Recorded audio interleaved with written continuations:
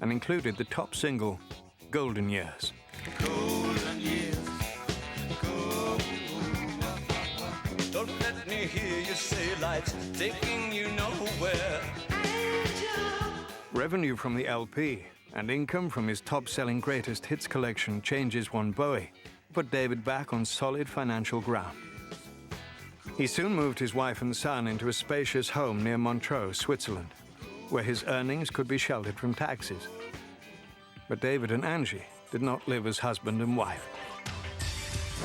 A few months later, David set out on his own and took a small apartment in Berlin.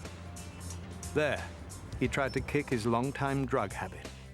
There was a lot less doping going on. He was living over an auto parts store with no central heating, so everything becomes a little more basic, a little more homemade of necessity.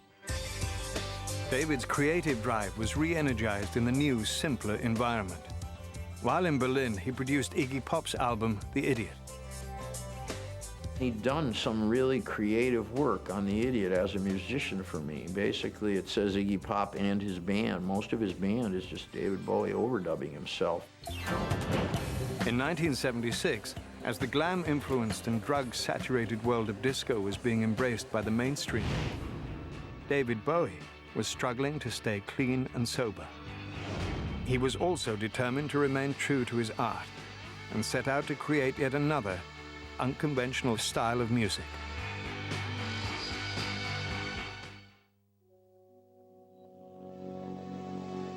While living in Berlin, David Bowie continued to experiment in his search for a completely original sound. The result was an album called Low.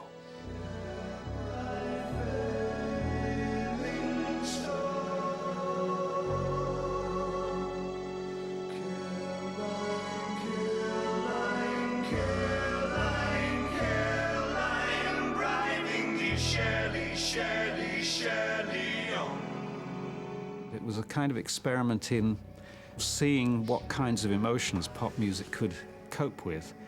You know, could it deal with despair and hysteria and idiot glee as well as the things that pop had dealt with up until then. But the avant-garde Low stumped record industry executives and David's fans alike. Even if you didn't like it, it was kind of important that it was a step that was going to make a difference, you know. It really was the album that found the soul in the machine, that found a way to make something haunting and human out of electronic music. Low sold poorly, but rather than scrapping his experimental new style, David made 2 more LPs which were also intended to break the pop music mold, Lodger and Heroes. The title track from Heroes became a hit for David. Though nothing will keep us together.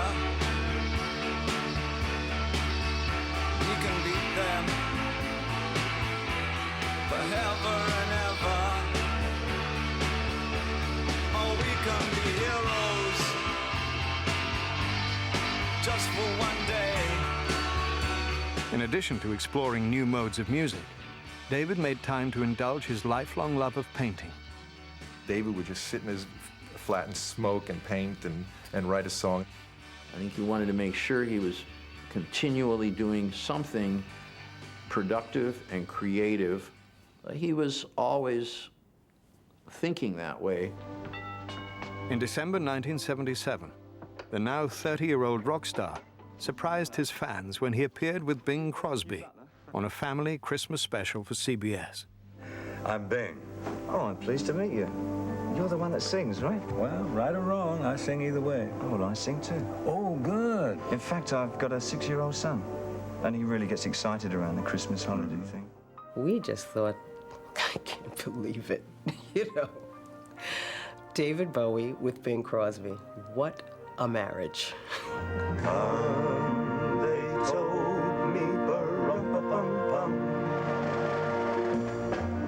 a newborn king to see, ba-rum-pa-pum-pum. Bing was made more contemporary by it, and at that point, David wanted to diminish his role in the whole kind of underground, renegade, lifestyle.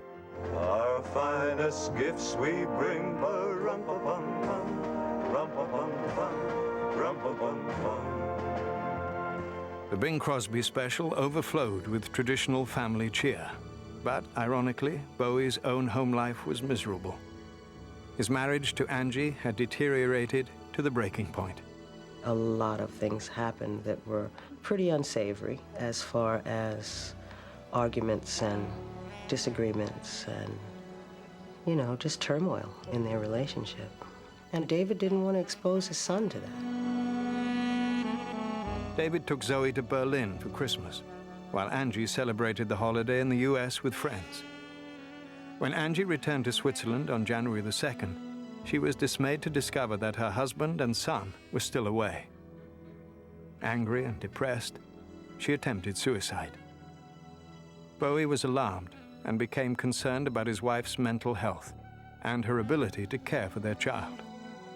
At a point in a marriage, you have to take a stand.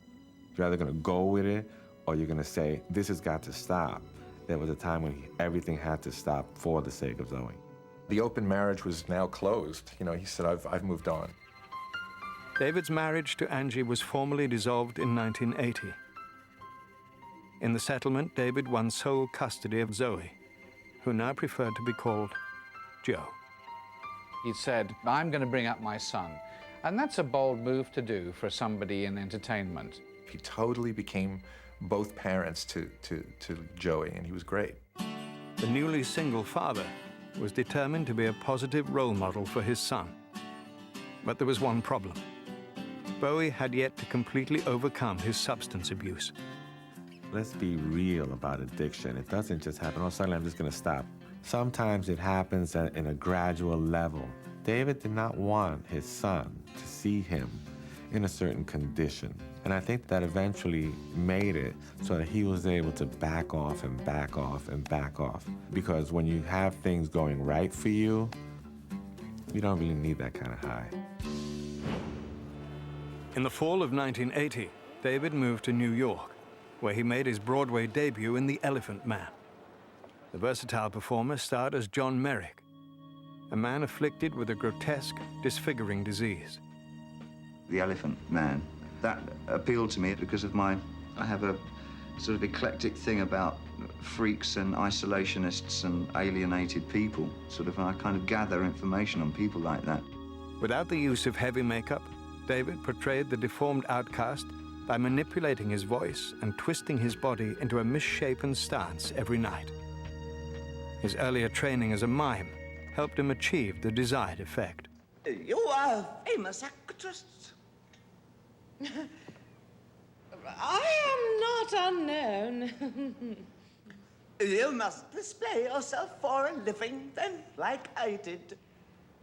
That is not myself, Mr. Merrick. That is an illusion. Oh, this.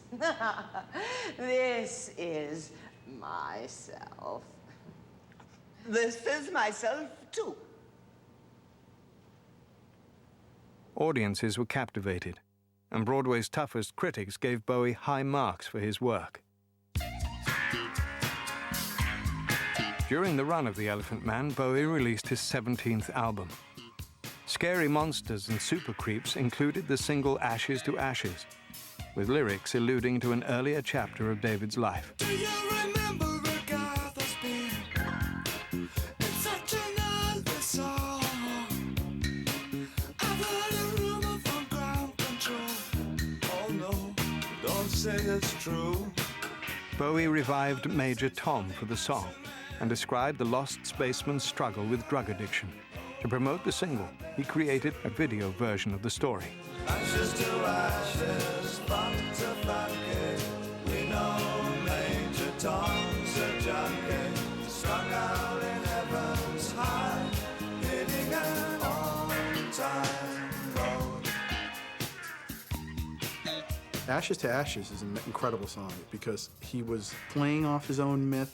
I think it's deeply personal, but it's also incredibly public because it's a way of exercising that ghost. Visual interpretations of songs were nothing new. But the complex imagery of the Ashes to Ashes music film helped put Bowie at the vanguard of the rock video revolution. I think David Bowie's influence on early music videos was probably the greatest influence of all. He wasn't frightened to do something that was surreal. He wasn't frightened to go back to French silent surrealist movies. He wasn't frightened to do anything. On December the 8th, 1980, David was shattered to learn the news that John Lennon had been shot and killed by a deranged fan outside his New York City apartment building. He loved John. They were great friends.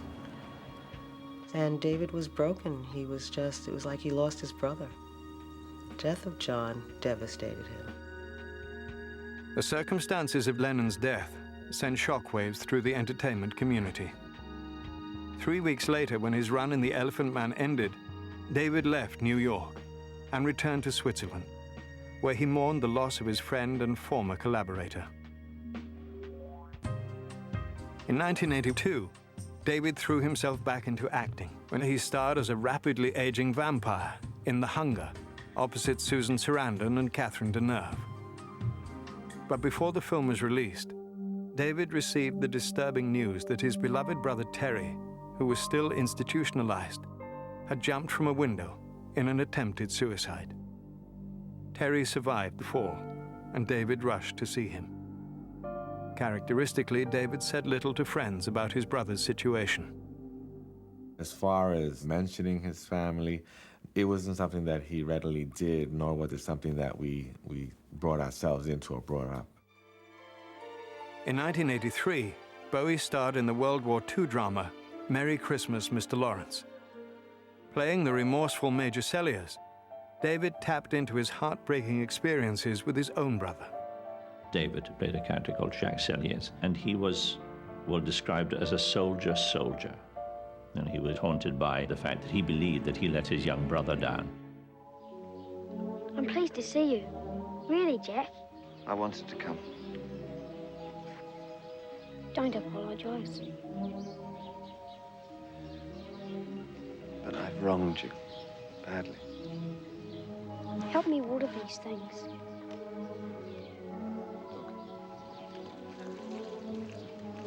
Look, I need to talk with you. Hey, remember this one?